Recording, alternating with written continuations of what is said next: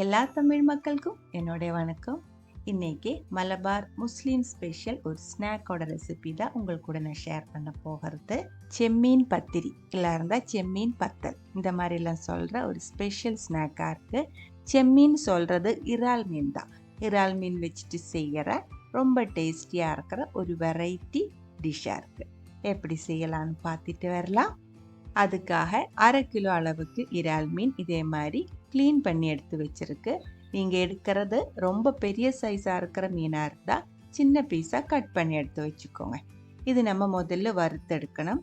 அதுக்காக மசாலா சேர்த்துக்கலாம். 1 டீஸ்பூன் ஃபுல்லாகவே காஷ்மீரி மிளகாத்தூள், 1/4 டீஸ்பூன் அளவுக்கு கரம் மசாலா பவுடர், 1/4 டீஸ்பூன் அளவுக்கு மஞ்சத்தூள், தேவையான அளவுக்கு உப்பு, 1/4 டீஸ்பூன் அளவுக்கு ஜிஞ்சர் கார்லிக் பேஸ்ட், 1/2 டீஸ்பூன் அளவுக்கு லெமன் ஜூஸ். இவ்வளோ சேர்த்து நல்லா மிக்ஸ் பண்ணி எடுத்து வச்சுக்கோங்க. 15 to 20 நிமிஷத்துக்கு அப்புறம் நம்ம இதை வறுத்தெடுத்துக்கலாம். வறுக்கிறதுக்கு சன்ஃப்ளவர் ஆயில் இல்லை இருந்தால் தேங்காய் எண்ணெய் ஏதோ ஒரு எண்ணெய் எடுத்துக்கோங்க. தீ வந்துட்டு மீடியம் ஹை ஃப்ளேமில் வச்சு வறுத்தெடுத்துக்கலாம். இதுக்குள்ளே இருக்கிற தண்ணி ஃபுல்லாக வற்றி நம்ம ஊற்றி இருக்கிற எண்ணெயில் இந்த இறால் மீன் கொஞ்சம் ஃப்ரை ஆகி வர ஆரம்பித்தா போதும். ரொம்ப நேரம் வறுத்தா இது ரொம்ப ஹார்டாகி போயிடும். பாருங்கள், இப்போ இது கரெக்டாக இருக்குது. இப்போ நம்ம இதை எடுத்துக்கலாம். செம்மீன் பத்திரிக்கான ஃபில்லிங் தான் நம்ம இப்போ முதல்ல ரெடி பண்ணிட்டு இருக்கு. இறால் மீன் வறுத்தெடுத்து வச்சதுக்கப்புறம் இதுக்கான மசாலா ரெடி பண்ணி எடுத்துக்கலாம். அதே பேனில் கொஞ்சம் எண்ணெய் ஊற்றிக்கோங்க.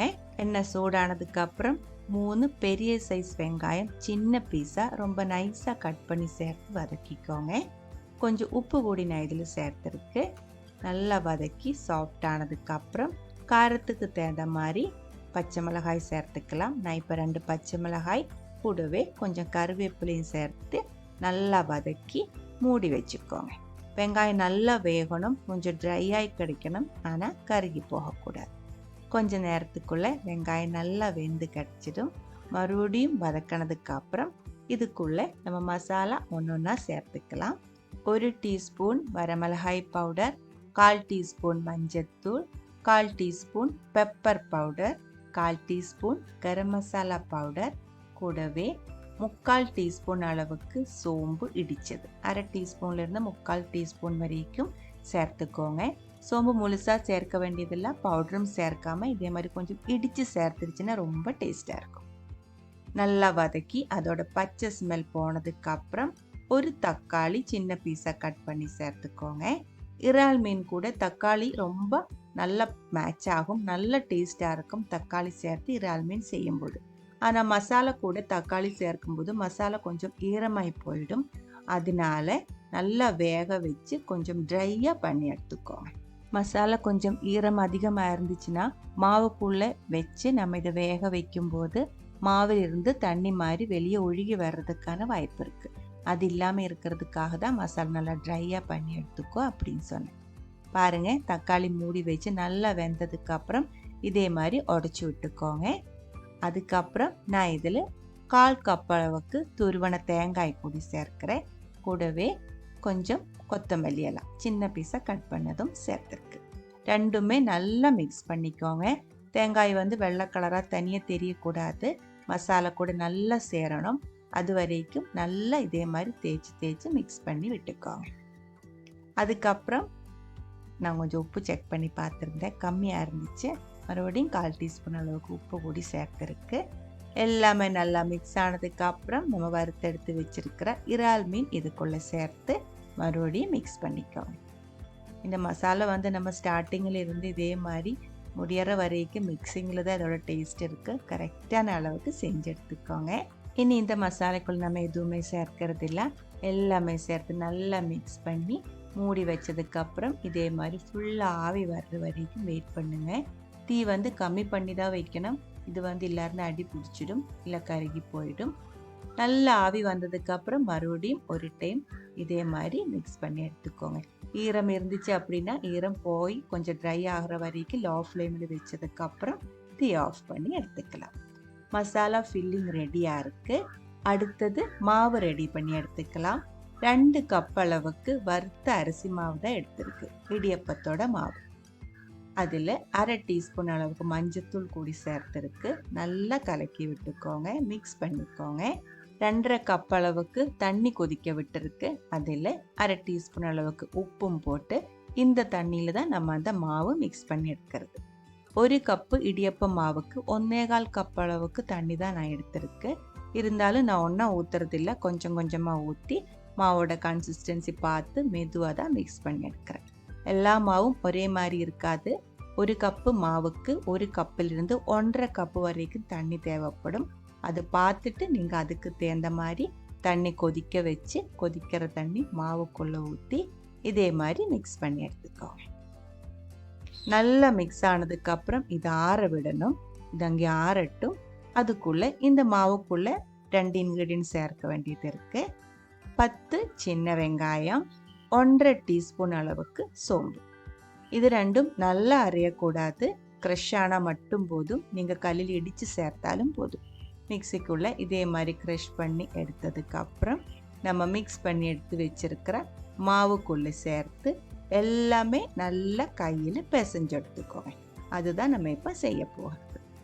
நல்லா மிக்ஸ் ஆகணும். மாவுக்குள்ளே இந்த ஒரு மிக்ஸு கூடி சேர்த்தா தான் நம்ம சாப்பிடும்போது மாவுக்கும் நல்ல டேஸ்ட்டாக இருக்கும். டேஸ்ட்டு மட்டும் இல்லை, நல்ல மனமும் இருக்கும். மாவு பிசையும் போது கையில் ஒட்டுற மாதிரியா இருந்தால் கொஞ்சம் தேங்காய் எண்ணெய் ஊற்றினதுக்கப்புறம் பிசைச்சிக்கோங்க.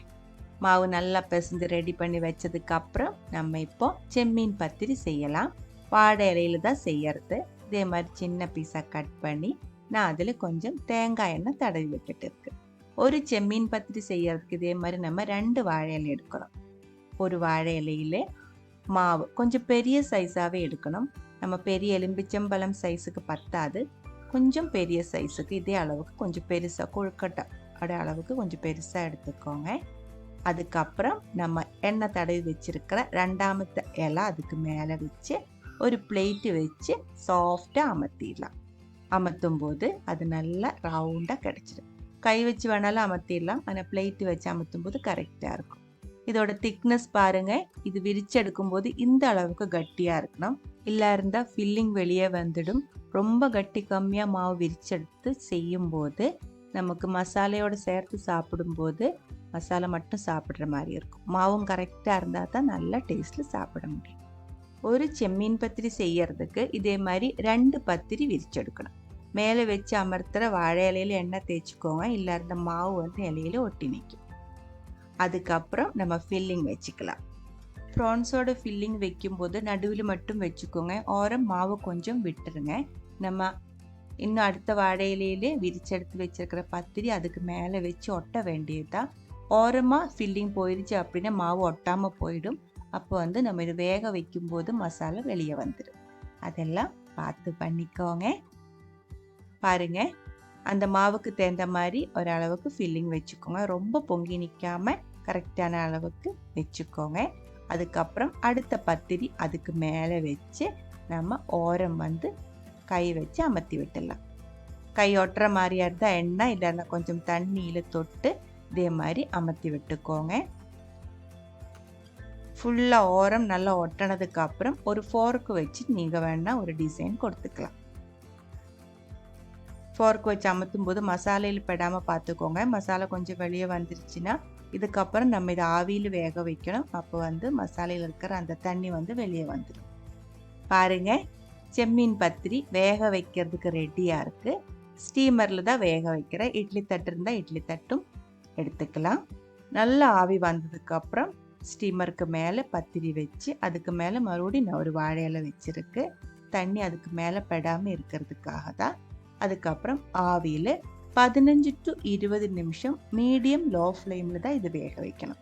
மாவு கொஞ்சம் கட்டியாக விரிச்சு எடுத்துருக்கிறதுனால வேகிறதுக்கு கொஞ்சம் டைம் ஆகும்.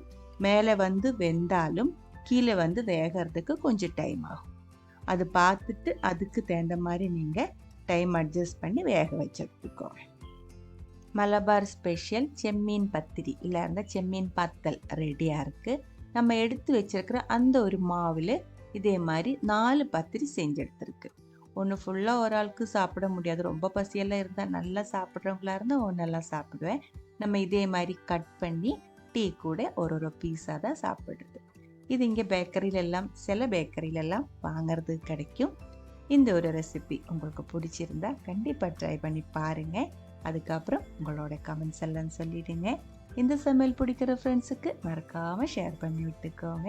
நீங்கள் இது வரைக்கும் நம்ம சேனலுக்கு கொடுத்துட்ருக்கிற சப்போர்ட்டுக்கு ரொம்ப ரொம்ப நன்றி. உடனே பார்க்கலாம் இன்னொரு ரெசிபியோட. அது வரைக்கும் வணக்கம்.